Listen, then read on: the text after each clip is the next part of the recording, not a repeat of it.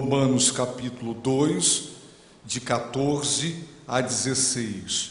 Porque quando os gentios que não têm lei fazem por natureza as coisas da lei, eles, embora não tendo lei, para si mesmos são lei, pois mostram a obra da lei escrita em seus corações, testificando juntamente a sua consciência e os seus pensamentos, quer acusando-os, quer defendendo-os, no dia em que Deus há de julgar os segredos dos homens, por Cristo Jesus, segundo o meu Evangelho.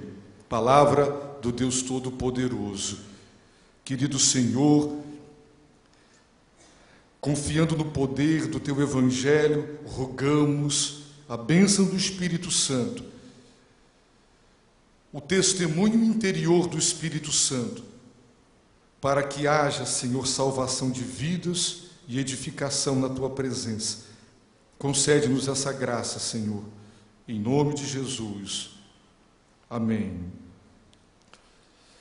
O apóstolo Paulo, no capítulo 2 de sua carta aos Romanos, está tratando de um tema da maior importância.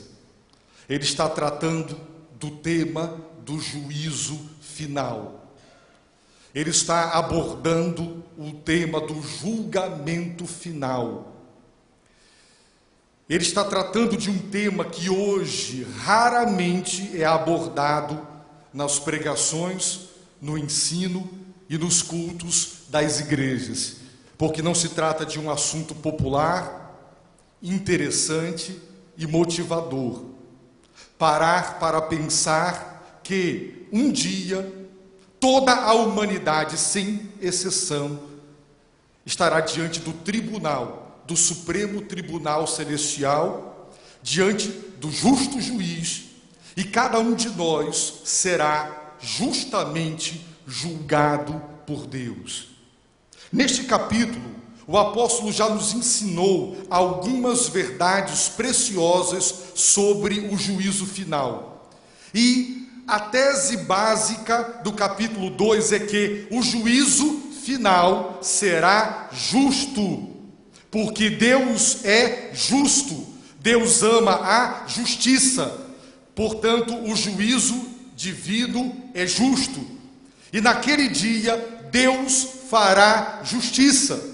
Portanto, a tese básica do capítulo 2 é: Deus é justo e o seu juízo será absolutamente justo. E o apóstolo nos ensina as razões que nos ensinam por que esse juízo será justo. Em primeiro lugar, o juízo de Deus é justo porque ele é segundo ou de acordo com a verdade.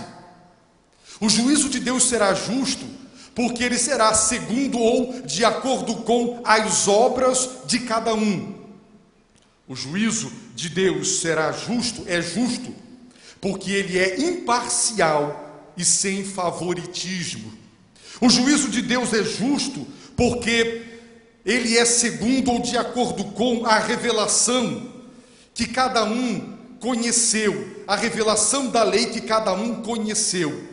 Cada um será julgado pelo grau de conhecimento que teve acesso e possuiu a lei de Deus. O juízo de Deus é justo porque Deus não deixa o pecado impune. Todo pecado será devidamente punido. Isso é uma questão de justiça. E o juízo de Deus também é justo, porque a pena para o pecado é a morte. E essa pena é para todos, indistintamente. O juízo de Deus é justo, diz o apóstolo, porque não são aqueles que ouvem a palavra de Deus, amam a palavra de Deus, são eruditos na palavra de Deus, que serão justificados diante dele, ou seja, absolvidos e declarados e reconhecidos como inocentes perante o seu tribunal, mas aqueles que praticam a sua palavra. E então vem a grande questão: quem pratica a palavra de Deus, sem jamais transgredir um único mandamento de todos os mandamentos de Deus. Ninguém, portanto, ninguém conseguirá ser declarado justo, ser inocentado diante do tribunal de Deus. Por isso o apóstolo Paulo está tratando do tema do juízo.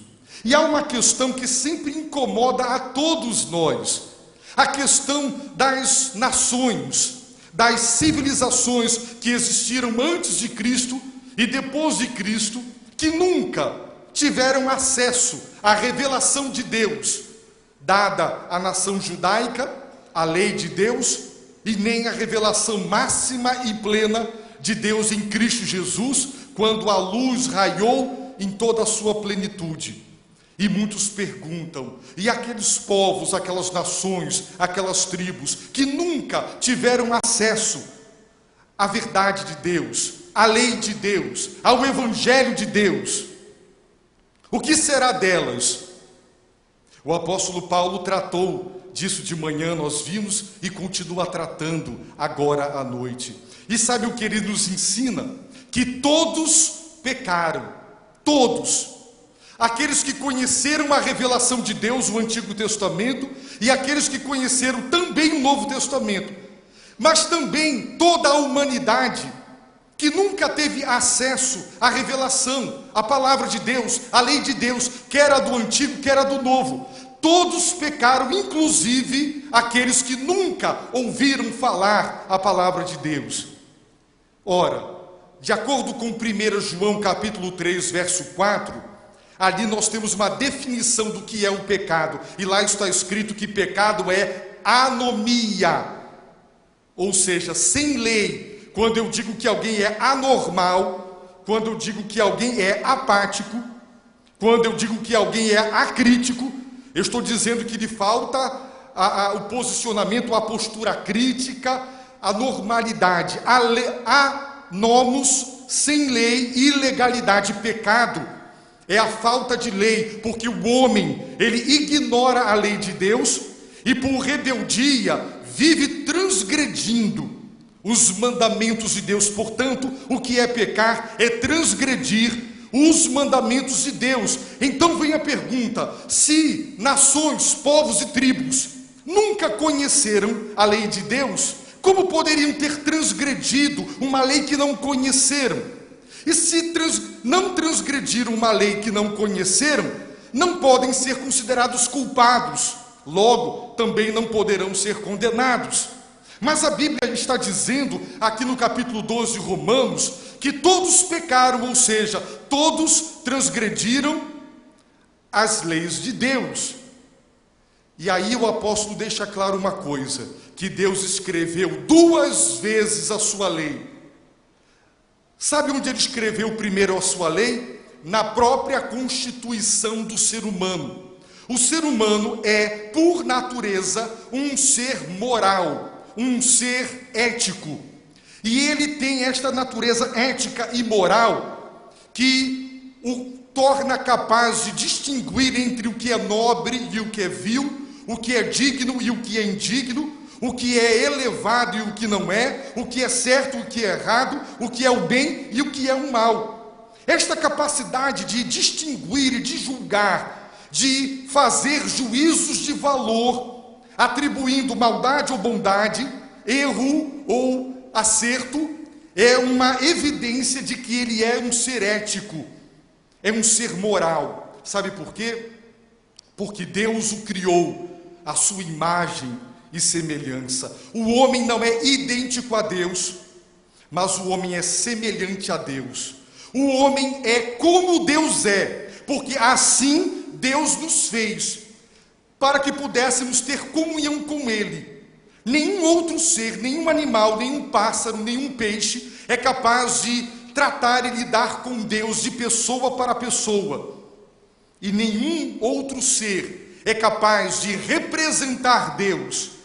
Por isso o homem é na terra um representante de Deus. Ele é é a imagem de Deus. Essa é uma das razões porque Deus proíbe que se construam imagens de escultura, porque olhe para cada ser humano, ele é a imagem de Deus, ele é parecido com Deus, ele é como Deus, e ele representa Deus na terra.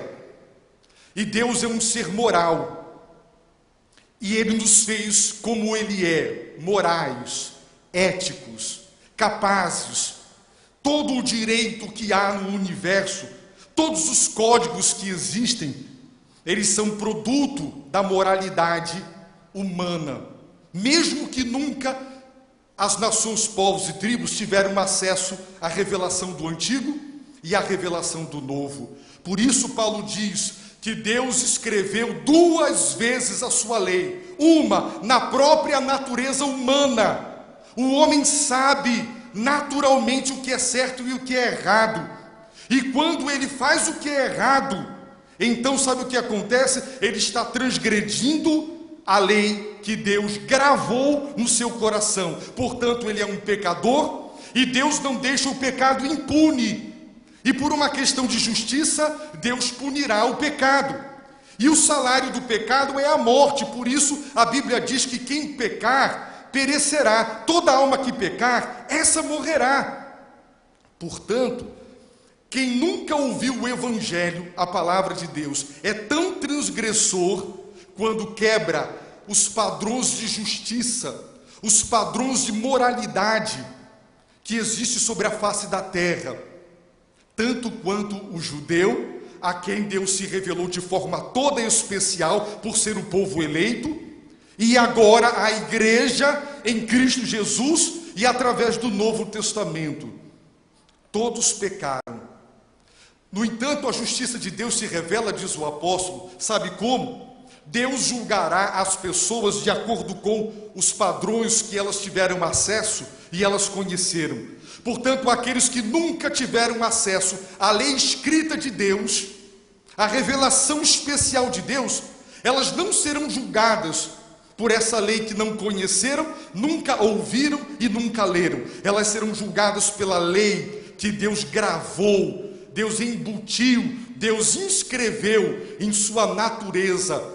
O homem é naturalmente, a constituição humana é uma constituição moral, e o homem será julgado por este padrão moral que Deus gravou no seu interior. No entanto, aqueles como os judeus e agora nós, a igreja, que conhecemos a revelação e temos acesso à palavra de Deus e à lei de Deus, nós seremos julgados por esse padrão que tivemos conhecimento e acesso. Por isso Jesus disse que a quem muito se dá, muito se pedirá. O rigor de Deus no juízo para com os judeus e para com a igreja será muito maior do que o rigor de Deus para com tribos e povos e nações e civilizações que nunca ouviram falar dos 10 mandamentos, muito menos em Jesus Cristo e na sua palavra. Deus é justo. O pecado destas nações, civilizações, povos e tribos, eles serão julgados e condenados, mas de acordo com a luz que receberam da parte de Deus, porém serão condenados. Por isso que temos que ir às civilizações, às nações, aos povos e às tribos, levar a elas o Evangelho de Jesus Cristo. Meus irmãos, muitos pensam que as pessoas serão injustiçadas no juízo, mas o capítulo 2 de Romanos diz absolutamente não. Haverá justiça. Observem, por exemplo, o verso 14. Olhem o que diz: quando os gentios, e esta palavra quando significa o seguinte: nem sempre, mas muitas vezes, os gentios, ou seja, a humanidade, que nunca teve acesso à lei e à revelação de Deus, muitas vezes, diz o texto, os gentios, a humanidade que não tem lei, fazem por natureza as coisas da lei. O que são as coisas da lei? São as coisas que a lei requer, que a lei exige, que a lei prescreve. Tem gente que nunca viu o Velho Testamento e o Novo, mas ele honra os seus pais. Ele honra a sua palavra. Ele é contra a imoralidade. Ele é a favor da honestidade. honestidade. Existe muita gente séria e íntegra. Nem todo mundo é bandido, é vilão e é patife, porque não conhece a palavra de Deus. Existe muita gente séria e íntegra, e essa seriedade e essa integridade é produto da natureza ética e moral do homem. Por isso Paulo está dizendo, quando, não é sempre que os gentios acertam a humanidade, mas quando eles que não têm a lei revelada, por natureza, naturalmente, instintivamente, do fundo do coração, fazem as coisas da lei, ou seja, fazem exatamente o que a lei manda. E o que é que a lei manda? Honra teu pai e tua mãe, não adultere, não mate, não cobice o que é do outro. Existem civilizações e nações que foram elevadas moralmente. Nem todas as nações foram cruéis, invadiram outras, mataram, escravizaram e exploraram. Existem exemplos, os antropólogos apresentam, de nações e de tribos com um elevado padrão moral e ético. Por quê? Porque fazem naturalmente as coisas que a lei de Deus exige. Querem um exemplo? Deus, meus irmãos, quando Caim matou Abel, Deus proibiu que matassem Caim. Agora observem bem, onde Deus não havia dado nenhuma lei escrita para Caim, para Abel, mas estava certo que quem derrama o sangue do homem, o seu sangue será derramado, a pena de morte para o assassino. E Caim disse, por onde quer que eu vá, ou por onde quer que eu for, me matarão. E Deus então proibiu que o matassem. Mas onde? As pessoas, a sociedade da época, de onde elas extraíram esta lei de que um assassino tem que ser executado com pena de morte? Quem ensinou para eles isso? Se não havia nenhuma lei revelada ainda? Claro, a natureza ética do homem. Quando Deus decidiu destruir a humanidade nos tempos de Noé, por causa da maldade, qual foi o padrão de bondade que Deus tinha para julgar aquela geração como má, como perversa, digna da destruição através do dilúvio, se Deus ainda não tinha revelado nenhuma lei? Deus foi injusto ao destruir a civilização humana daquela época, sem que tivesse dado a lei, mas Deus havia dado ao homem a consciência ética e moral, e aquela geração, ela foi punida por uma questão de justiça, por quebrar os padrões de justiça do seu próprio coração, produto da criação de Deus. Quando Abraão, que tinha uma mulher muito bela e formosa chamada Sara, que era sua meia-irmã, foi para o Egito, Faraó a cobiçou, e por não saber que ela era esposa de Abraão, ele se deita com ela. E Deus feriu Faraó e toda a sua casa e toda a sua família. E Faraó entendeu que a mão de Deus estava pesando sobre ele por causa do adultério. E ele se revolta com Abraão. Agora, de onde Faraó tirou a noção de que o adultério é errado e de que aquele mal que lhe sucedia a ele e a sua família era produto da ira de Deus? Se eles não tinham nenhuma lei na mão, porque desde que o homem é homem, ele sabe o que é certo, ele sabe o que é errado. A humanidade que tenta falar da evolução acha que o homem era um ser bruto, um animal que progressivamente foi melhorando. Deus já fez o homem exatamente como ele é hoje, perfeito, maduro do ponto de vista do ser humano. Ele sempre soube o que é certo e o que é errado. Querem um outro exemplo? Posteriormente, na Canaã idólatra e pagã, Abraão faz a mesma coisa, com medo de que lhe matassem por causa da sua bela esposa.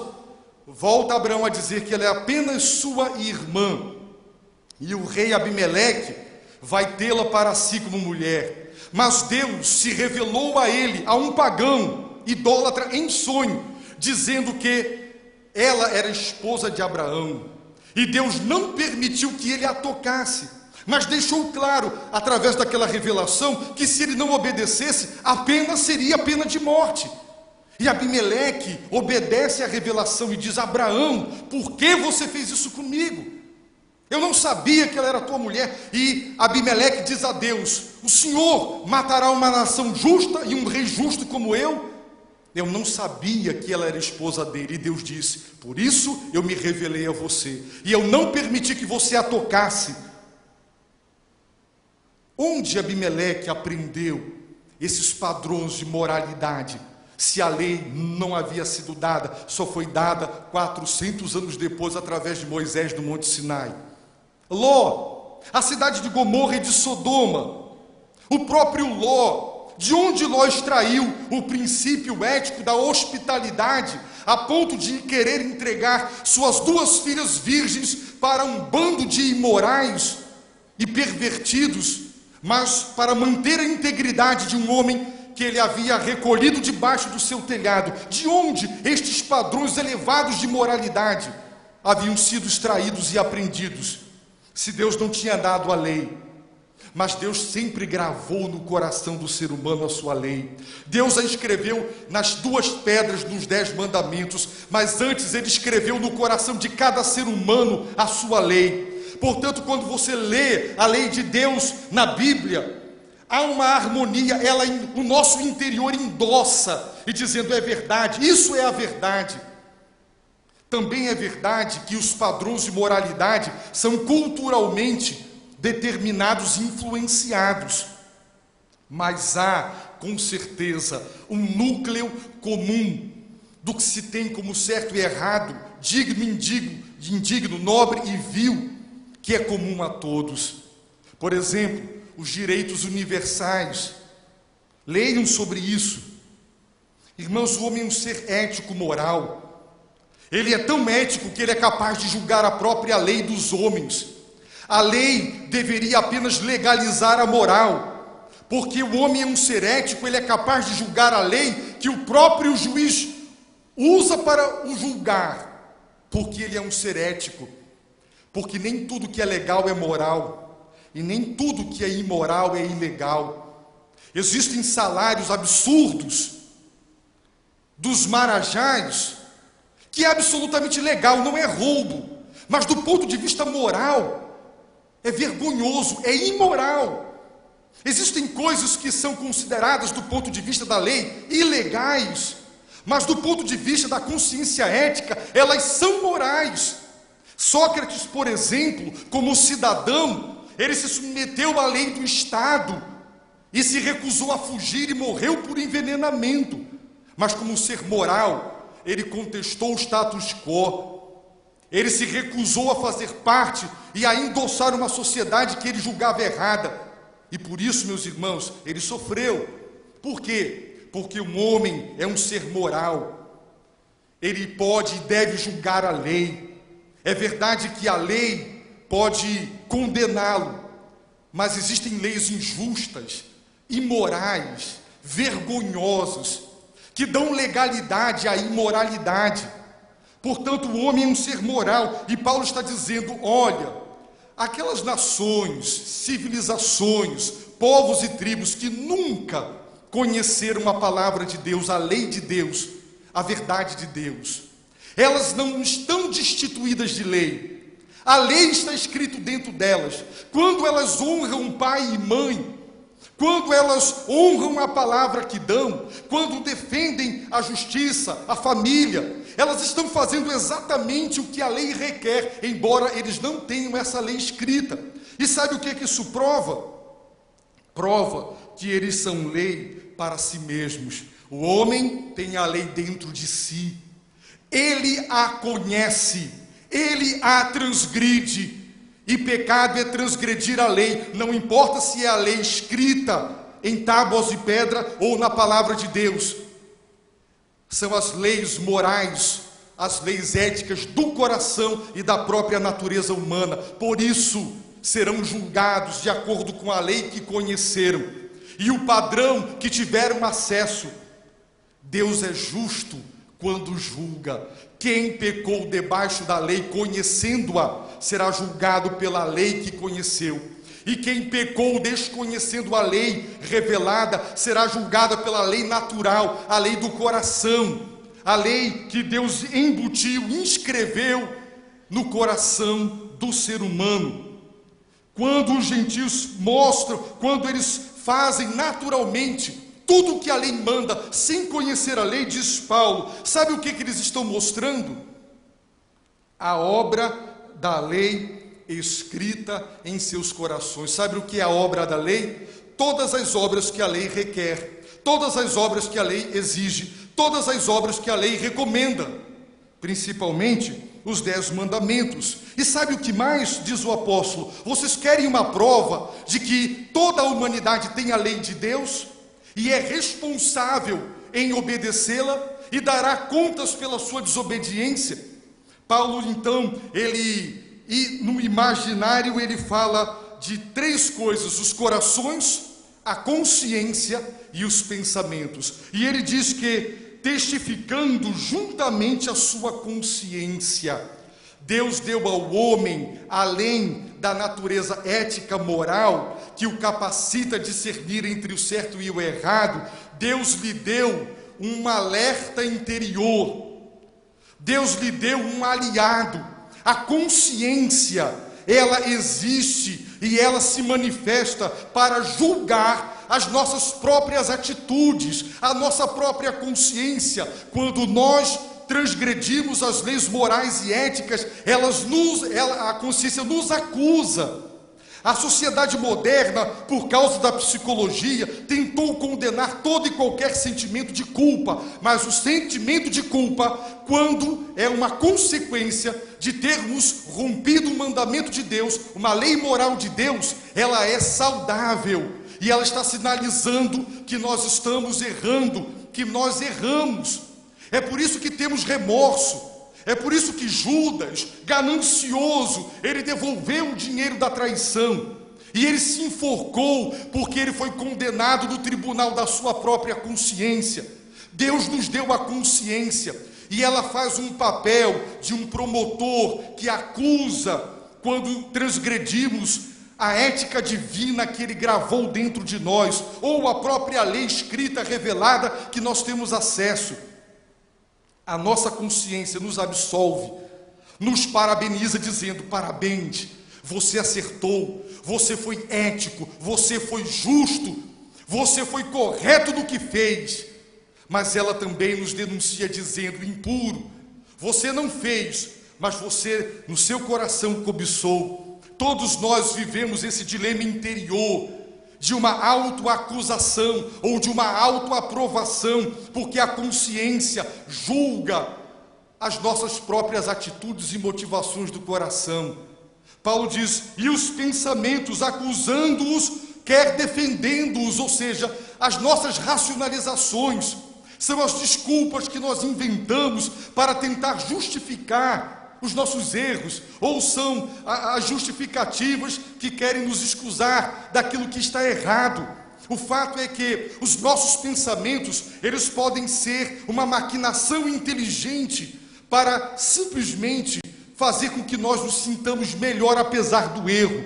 Até porque a Bíblia diz que nem os pensamentos e nem a consciência, eles não são infalíveis. A Bíblia fala da consciência cauterizada, de uma consciência que perdeu a sensibilidade, tão viciada e tão mergulhada na imoralidade, que ela perdeu o senso crítico, e ao invés de condenar, ela aprova, e ao invés de reprovar, ela aprova, porque o homem está tão mergulhado na sua própria corrupção, que ele perdeu até o tribunal interior do seu próprio ser. Por isso, diz o apóstolo Paulo, quem transgride a lei de Deus, não importa se é essa lei aqui, ou se é a lei moral que está gravada no coração, ele é um transgressor da lei de Deus. É muito interessante quando você, por exemplo, lê um pouco sobre ética e moral, e um moralista, um filósofo da moral, um ético, ele estava tratando do caso das pessoas que fazem o que é certo e que fazem o que é o bem, visando uma recompensa. E ele diz: quem faz o certo e o bem, visando uma recompensa, o conteúdo moral dessa atitude está absolutamente esvaziado, empobrecido, porque no fundo ele não fez o bem por amor ao bem, ele não fez o que é certo por amor ao que é certo, mas tendo em vista a recompensa. Essa reflexão transporte-a para a questão da salvação. Se você vive a sua vida e tudo que você faz, você espera obter mérito da parte de Deus, ora, se diante dos homens uma atitude é considerada moralmente reprovável, mesmo que seja certo, se a intenção é a recompensa, o que dizer das pessoas que acreditam que, sendo bons e fazendo o bem, terão como recompensa de Deus o perdão e a salvação? É uma incoerência, isso é ilógico. Por isso que a Bíblia nos ensina que a salvação é um dom gratuito de Deus, é um presente de Deus. Ninguém merece ser salvo, porque todos somos pecadores. E se nós tratarmos do tema do merecimento, o que nós merecemos é a justiça, e a justiça de Deus se manifesta condenando os nossos pecados. Portanto, sem Cristo, estamos em pânico, em desespero, e só nos resta a condenação eterna, o inferno. Mas Deus nos ama tanto que Ele nos deu o seu Filho, e é por intermédio da integridade, do mérito do seu Filho, que Deus vai imputar a nós a retidão e o mérito dele, ou seja, ele vai considerar que o mérito de Jesus e a retidão de Jesus são nossos, e assim ele nos perdoa e nos aceita, conforme as Escrituras ensinam. É por esta razão que nós temos que pregar o Evangelho, porque embora ninguém conseguirá se salvar obedecendo quer a lei do coração, quer a lei revelada, todos serão condenados por suas transgressões. Isso é justiça. Assim como os judeus e nós fracassamos em obedecer plena e perfeitamente a lei de Deus, por isso não podemos ser salvos pela lei, assim também a humanidade, que nunca conheceu a Deus, nunca conheceu a palavra de Deus, também fracassa por causa do pecado, em viver de acordo com o padrão que conhecem. É por isso que, se nós estudarmos as civilizações astecas, maias e incas, nós veremos elas realizando milhares de sacrifícios humanos anualmente. Quem ensinou a estas civilizações que existe uma divindade irada, que precisa ser apaziguada, aplacada, e que para aplacar a ira, a retribuição, o castigo dos deuses ou das divindades, é preciso fazer isso através de sangue derramado, de uma vida substitutiva? Quem ensinou para estas nações? Outras nações não foram assim, não lançaram mão de sacrifícios humanos, mas encontraram nos animais. Existem diferenças de civilizações para civilizações. Lendo sobre isto, um antropólogo encontrou uma tribo onde as crianças doentes e os idosos eram mortos, porque eram um peso para a tribo, porque não podiam produzir alimento e nem gerar proteção. Então era um princípio daquela cultura pervertida por conta do seu pecado, desvalorizar a vida e considerar como peso morto e matar. E outra tribo vizinha valorizar ao extremo a vida de uma criança, mesmo que enferma, e de um idoso, em função da sua sabedoria e da grande contribuição que ele pode dar com o legado da aprendizagem de anos e de décadas de vivência. É verdade que os padrões são culturalmente determinados, eles podem diferir de cultura para cultura, mas há um núcleo comum. A humanidade gostaria de ter um mundo justo, sem guerras, sem invasões, sem exploração. Por quê? Porque há uma indignação dentro de nós, é a lei que Deus gravou no nosso coração. Por isso o apóstolo Paulo diz que mesmo aquelas civilizações, nações, povos e tribos que nunca tiveram acesso à palavra de Deus, elas não ficaram sem a lei. Deus gravou dentro delas. E elas transgrediram estas leis e serão julgadas por estas leis morais, embutidas e inscritas por Deus na própria constituição do seu ser ético e do seu ser moral. Deus é justo. Deus fará justiça no dia do juízo final. Para terminar, no verso 16, está escrito: no dia em que Deus há de julgar os segredos dos homens. Irmãos, até os segredos, os meus segredos, aqueles que eu guardo dentro de mim, que ninguém sabe, erros dos quais nós nos envergonhamos de termos cometidos, e que conseguimos até ocultar das pessoas, Deus, no dia do juízo, há de julgar até mesmo os segredos dos homens.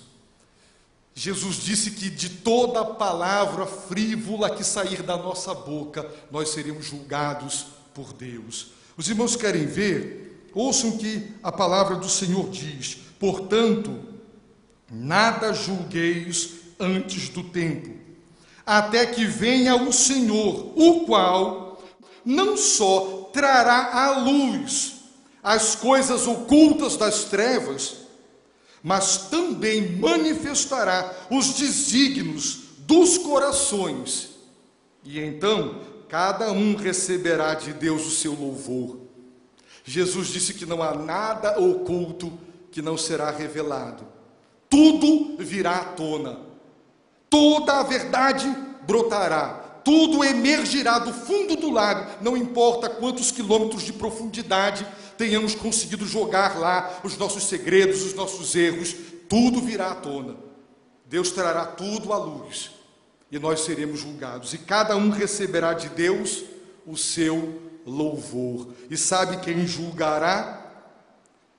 Por Cristo Jesus. Ele será o juiz.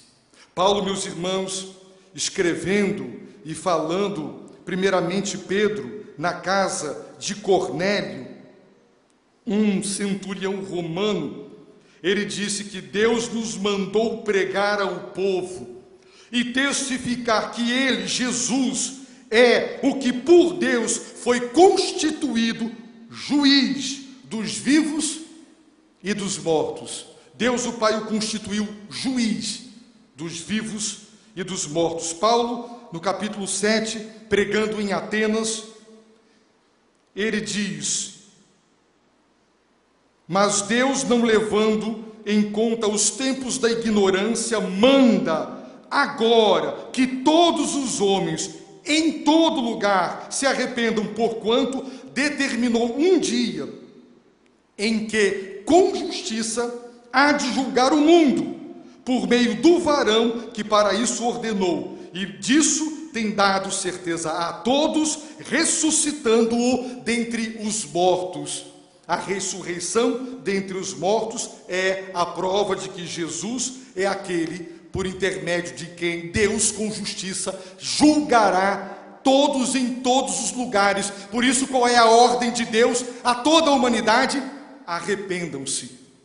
Quem morrer sem arrependimento, consequentemente sem o perdão, continuará debaixo da condenação de Deus. Paulo, escrevendo para o jovem pastor Timóteo, ele diz assim: conjuro-te diante de Deus e de Cristo Jesus, que há de julgar os vivos e os mortos, pela sua vinda e pelo seu reino. E ele diz mais: desde agora a coroa da justiça me está guardada, a qual o Senhor, está se referindo a Jesus, justo juiz, me dará naquele dia.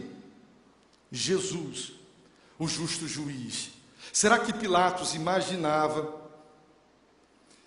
que aquele homem que estava diante dele, sendo julgado por ele, se assentará sobre o trono eterno, todo-poderoso do universo, para julgar toda a humanidade? Será que Herodes, o rei Herodes, que escarneceu de Cristo assentado sobre o seu trono, se dava conta de que seria um dia julgado por ele? Será que Caifás, sumo sacerdote que o julgou, as pessoas que passavam pela rua dizendo, salvou aos outros, salve-se a si mesmo, e que balançavam, meneavam a sua cabeça dizendo, aos outros salvou, mas a si, e o julgaram, e riram dele, serão julgados por ele?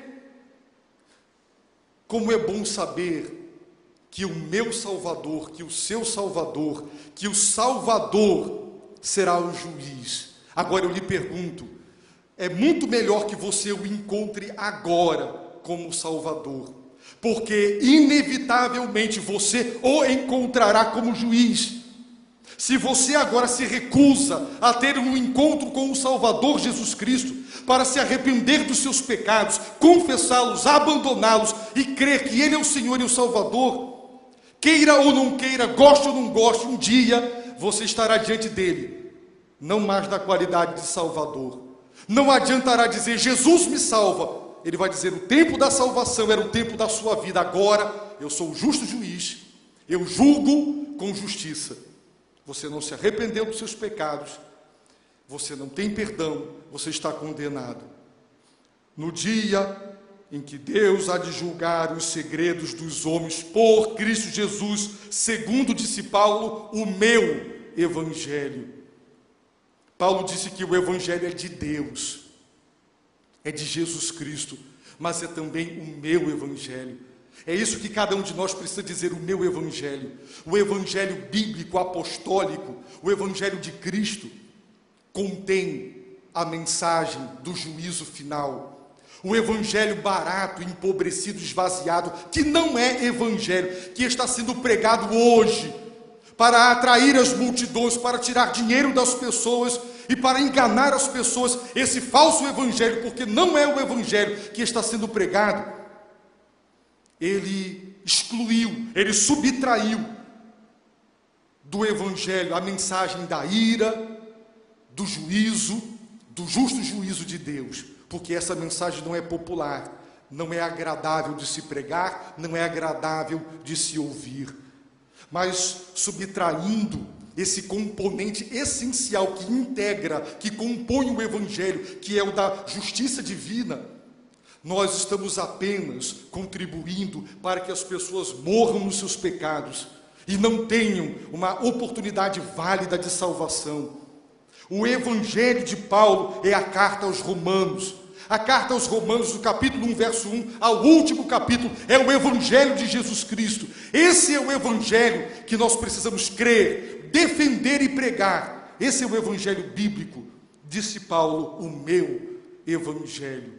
Portanto, de acordo com o evangelho de Paulo, que é o evangelho de Jesus Cristo, haverá um juízo final.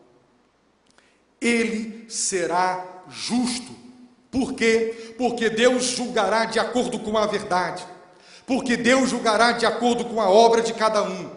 Porque Deus julgará sem favoritismo e imparcialidade. Porque Deus julgará as pessoas de acordo com a lei que elas conheceram e tiveram acesso. Porque Deus não deixará o pecado impune. E porque o salário do pecado é a morte. E porque somente os que obedecem à lei é que serão inocentados. E como ninguém poderá se inocentar, porque ninguém cumpre a totalidade da lei, todo o tempo e o tempo todo, é que nós precisamos de Jesus Cristo, o Salvador. E aquelas nações, civilizações, povos e tribos que nunca tiveram acesso à revelação divina, elas também serão justamente condenadas, porque são seres éticos e eles transgridem as normas morais gravadas por Deus em seus próprios corações. Não são vítimas, são pecadores conscientes. Trocaram a verdade de Deus pela mentira, rejeitaram o conhecimento de Deus e também rejeitaram o decreto de Deus que declara digno de morte quem transgride a sua lei. Mais ainda, aprovaram os que vivem na transgressão. Não são vítimas, são pessoas moralmente conscientes, fazendo o que é errado, A consciência deles acusa e os pensamentos também. Mas eles ou atropelam a consciência ou a cauterizam e prosseguem pecando, mas darão contas de si a Deus. Eu quero lhe dizer, converta-se a Deus. Encontre-se agora com Jesus Cristo Salvador. Porque será um encontro de salvação, um encontro de perdão, um encontro de nascimento, de novo nascimento, um encontro de reconciliação, um encontro de perdão. Mas se você nesta noite se recusa a se converter a Cristo, se arrepender dos seus pecados e confessá-los, você encontrará Jesus no dia do juízo final e você será por ele julgado. E ele é justo, e por uma questão de justiça, você será condenado às trevas exteriores, ao fogo eterno, onde há choro e ranger de dentes. Imagens não literais, porque onde tem fogo não tem trevas exteriores, mas que deixam claro que será um lugar de angústia e de tribulação, como Paulo disse no capítulo 2 da carta de Paulo aos Romanos. Em nome de Jesus, converta-se ao Senhor Deus Todo-Poderoso nessa noite. Abaixe a sua cabeça, feche os seus olhos, entregue-se a Deus.